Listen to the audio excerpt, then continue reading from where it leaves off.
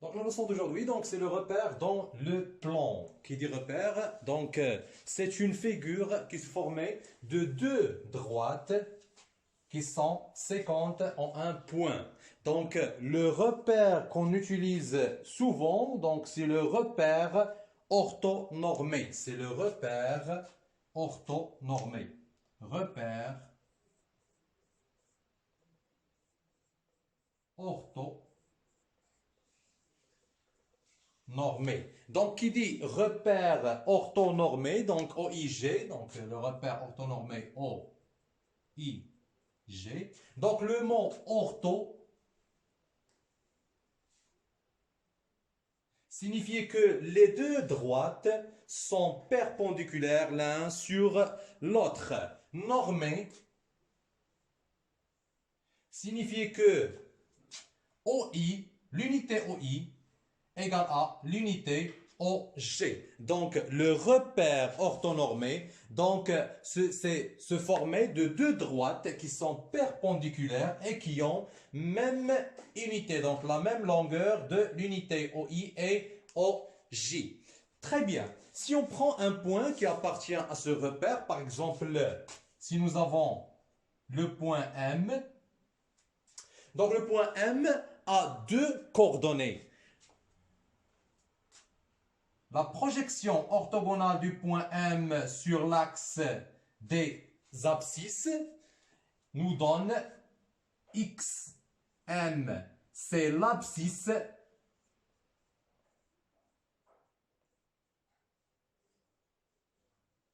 du point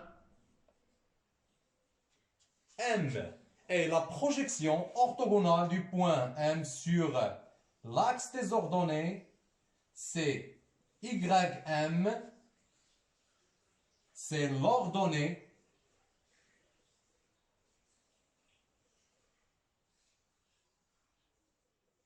du point M. Et on dit que XM et YM sont les coordonnées du point M et on écrit le couple des coordonnées du point M, XM, YM. Le premier exemple, donc on cherche le couple des coordonnées du point A, B, C et D. Donc pour le point A, le couple des coordonnées, donc on commence toujours par l'abscisse du point. Donc l'abscisse du point A, c'est la projection orthogonale du point A sur l'axe des abscisses. Donc c'est XA. XA égale A, donc c'est moins 1, moins 2, moins 3, moins 4 et moins 5. Donc pour l'abscisse, c'est moins 5. Pour l'ordonnée du point A, donc c'est la projection du point A sur l'axe des ordonnées, donc c'est 1, 2, 3 et 4. Donc c'est 4. On dit que le couple des coordonnées du point A, c'est moins 5, 4. On va faire la même chose pour le point B, le point C et aussi le point D.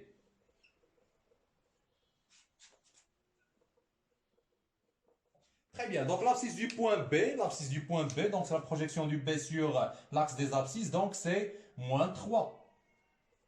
Et l'ordonnée, c'est moins 2.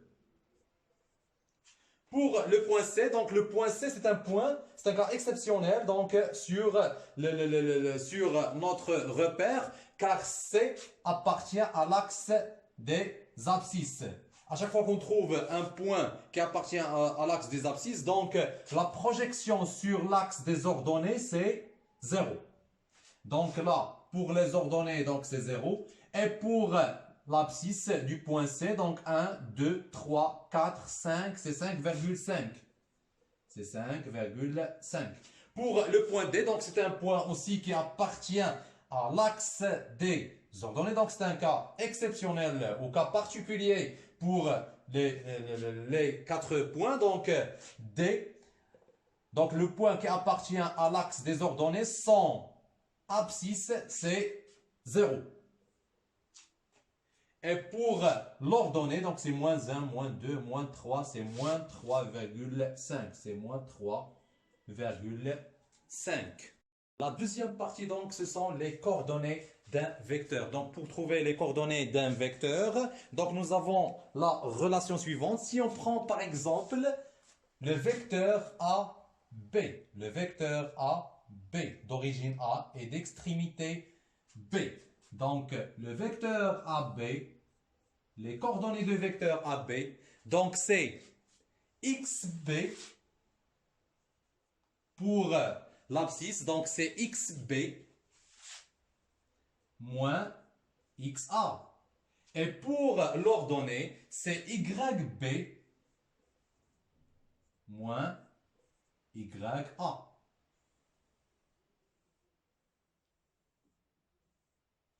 Très bien, donc on calcule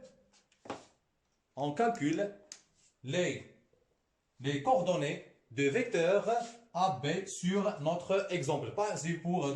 On va déterminer d'abord les coordonnées du point A et les coordonnées du point B. Donc les coordonnées du point A, c'est l'abscisse, c'est moins 5.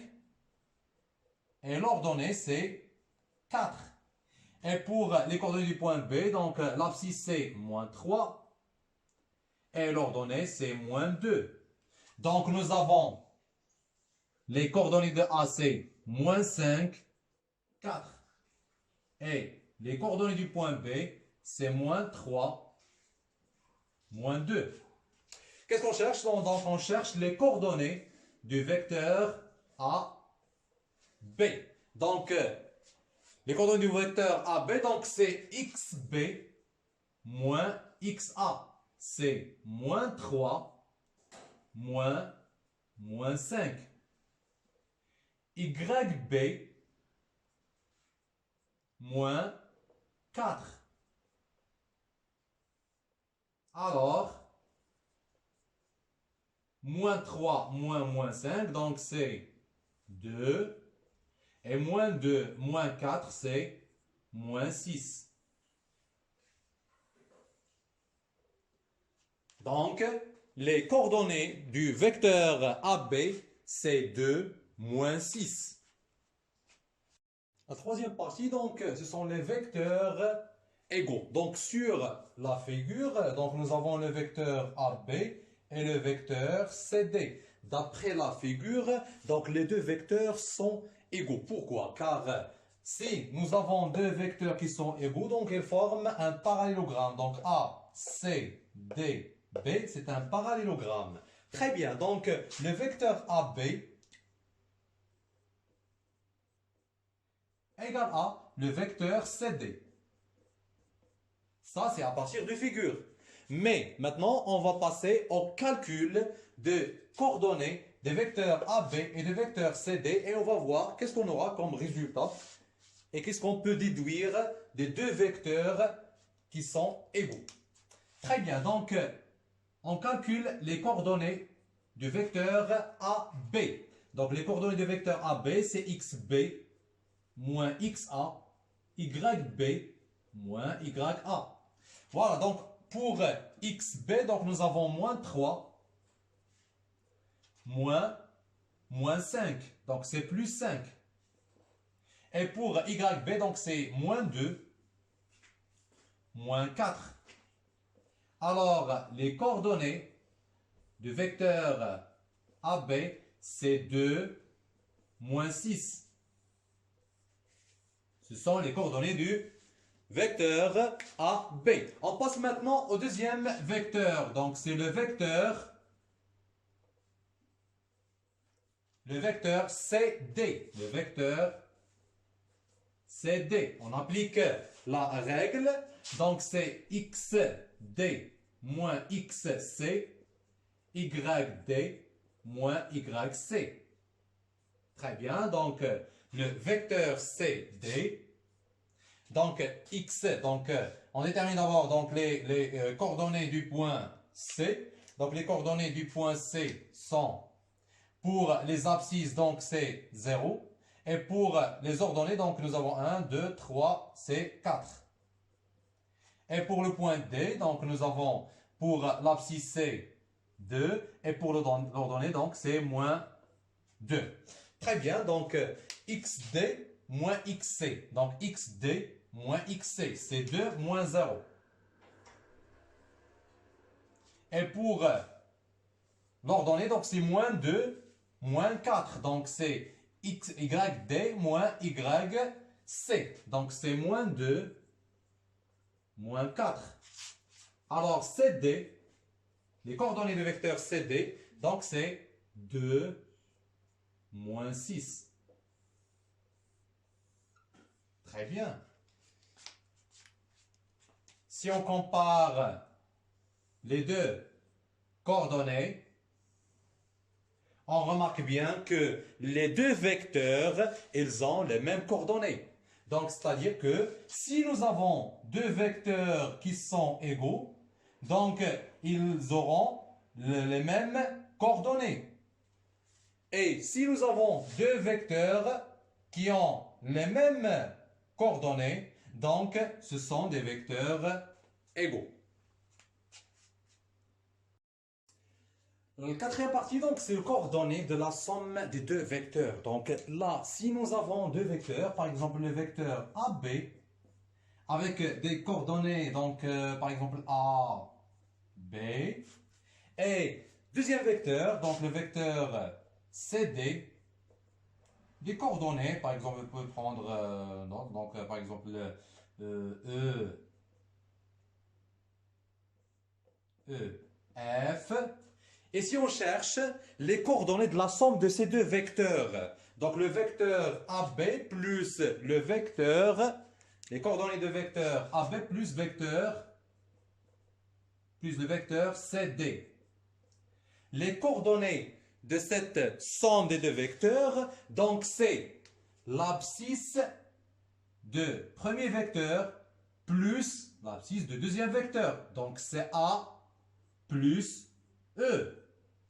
Et pour les ordonnées, donc pour l'ordonnée de la somme de ces deux vecteurs, donc c'est l'ordonnée de premier vecteur plus l'ordonnée de deuxième vecteur plus F. Une petite application, donc si nous avons par exemple le vecteur AB, des coordonnées 5, 3, et le vecteur par exemple le CD, d'abscisse par exemple moins 1 et d'ordonnée 2. Si on cherche les coordonnées de la somme de ces deux vecteurs, donc le vecteur AB plus le vecteur CD, donc c'est l'abscisse du premier vecteur plus l'abscisse du deuxième vecteur, donc c'est 5 plus moins 1. Et pour l'ordonnée, donc c'est l'ordonnée du premier vecteur plus l'ordonnée du deuxième vecteur, donc c'est 3 plus 2. Alors, les coordonnées de la somme de ces deux vecteurs, donc c'est 5 plus ou moins, donc c'est 4. Et là, donc c'est 5. Donc c'est 4, 5. Très bien, donc la cinquième partie, ce sont les coordonnées du milieu d'un segment. Très bien, donc si nous avons un segment, par exemple le segment sur notre figure, donc nous avons le segment AB, et on a M, le milieu de AB, et on cherche les coordonnées du point M, qui est le milieu de segment AB. Donc sur la figure, nous avons les coordonnées du point A, donc c'est XA, YA, donc c'est XA, YA. Et pour le point B, donc nous avons les coordonnées, donc c'est XB, YB. La propriété dite, si tu cherches donc les coordonnées du point M, donc pour les abscisses, donc vous avez XA plus XB, XA plus XB divisé par 2. Et pour l'ordonnée du point M, c'est YB ou YA plus YB divisé par 2. Alors, donc M, les coordonnées de M, donc c'est XA plus XB divisé par 2. Et pour l'ordonnée Donc, c'est YA plus YB divisé par 2. Donc, ça, c'est pour la propriété. Donc, on va voir est-ce que ça, c'est juste pour le calcul réel, donc sur le réel. Donc, si on prend par exemple le point M, donc l'abscisse du point M, là, théoriquement, donc c'est, là, sur la figure, donc nous avons l'abscisse du point M, donc c'est 1, 2, 3, 4, 5. Donc, ça, c'est 5. Et pour l'ordonnée, donc c'est 1, 2, 3 et 4. Donc, c'est 4. On vérifie, est-ce que ça c'est juste pour le calcul. Très bien, donc pour les couples des coordonnées donc, du point A, donc donc nous avons c'est 1 pour l'abscisse et pour l'ordonnée, donc c'est 2. C'est 1, 2. Et pour le point B, donc nous avons c'est 1, 2, 3, 4, 5, 6, 7, 8. Donc c'est 9 pour l'abscisse.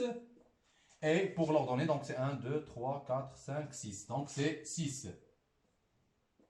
Très bien. Donc si on cherche donc, les coordonnées du point M, d'après la propriété, donc c'est XA plus XB divisé par 2. Et YA plus YB divisé par 2. On remplace XA, XB par ces valeurs. Donc c'est XA c'est 1 plus 9 sur 2. Et pour l'ordonnée, donc c'est YB, ou le YA plus YB, donc c'est 2 plus 6 divisé par 2. Alors, les coordonnées, le couple des coordonnées du point M, donc c'est 5, 4. Et c'est ce qu'on a trouvé sur la figure. Donc, le couple des coordonnées, c'est 5. Pour l'abscisse, c'est 5. Et pour l'ordonnée, donc, c'est 4. Alors, la propriété réalise vraiment ce qu'on a sur la figure. Donc, et on peut dire que les coordonnées de milieu d'un segment, donc c'est l'abscisse de l'extrémité A plus l'abscisse de l'extrémité B sur 2. Et pour l'ordonnée, donc c'est l'ordonnée de B plus l'ordonnée de A divisé par 2. Ah bien, donc la sixième partie, c'est la distance de 2 points dans un repère orthonormé. Donc, c'est-à-dire qu'on va chercher la distance AB. C'est la distance AB. Très bien. Donc, pour calculer la distance AB, donc on va se baser sur le théorème de Pythagore. Donc, sur le théorème de Pythagore, donc, nous avons ce triangle AB et ce point-ci. Donc, c'est un triangle rectangle. Donc, ce qu'il nous faut, donc, c'est la distance de ce point-ci jusqu'à ce point et la distance de ce point jusqu'au ce point. Très bien. Donc, là, nous avons les coordonnées du point B. Donc, c'est XB, YB. Et pour les coordonnées du point A, donc, c'est XA, YA. Donc, la distance A jusqu'à ce point, donc c'est la même distance XA, XB. Donc, cette distance, c'est XB moins XA.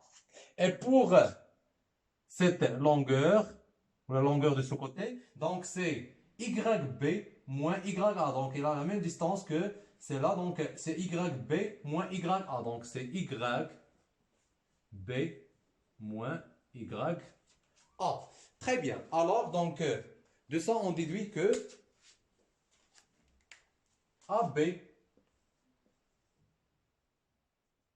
égale A, ou AB au carré égale à XB moins XA au carré. Donc, l'hypoténuse au carré égale à XB moins XA au carré plus YB moins YA au carré. Et si on cherche donc la longueur de AB, donc égale à la racine carrée de XB moins XA au carré plus YB moins YA au carré. Et c'est la relation par laquelle on calcule la distance AB. Donc la distance AB, c'est XB, c'est la racine carrée de XB moins XA au carré et plus YB moins YA au carré. Donc on applique ça sur un exemple. Donc sur l'exemple, donc on va prendre les coordonnées du point A et les coordonnées du point B. Donc sur les coordonnées du point A, donc nous avons les coordonnées du point A, donc c'est XB, donc c'est 2. 2. Et pour le point B, donc nous avons le coordonnées suivant, donc c'est 1, 2, 3, 4, 5, 6, 7, 8, 9, 10. Nous avons 10. Et 1, 2, 3, 4. 4. Et on calcule la distance AB.